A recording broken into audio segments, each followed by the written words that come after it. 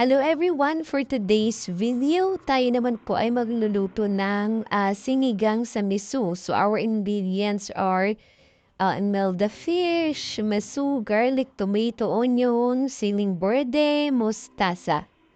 So ang una nating gagawin, iprito muna natin ang fish.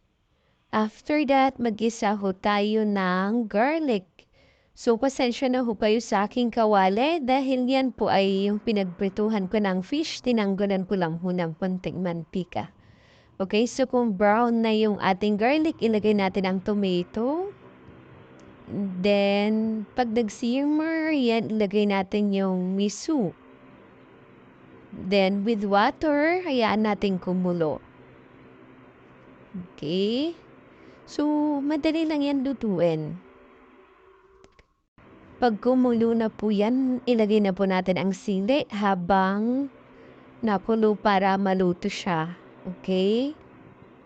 So yan, lagay natin ang sili. Kapag medyo naluto na ang ating birding sili, ayan, nangangamoy na. Sarap ng asin.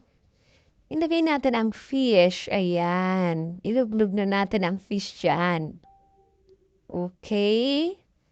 And then, since yan okay na siya, ilagay natin ang ating mustasa. Hindi ko na po ng English yan. Basta alam ko mustasa yung fish na yan, okay?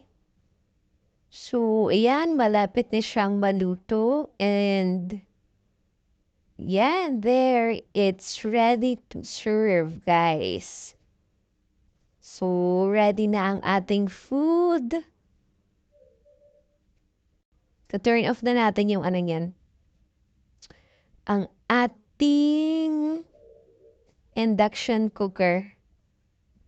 Okay? There. It's yummy, yummy. Come on. Thank you for watching my videos. Please react, like, and share. So, yan na. Yan po ang aking simpleng recipe for today. Thank you for watching.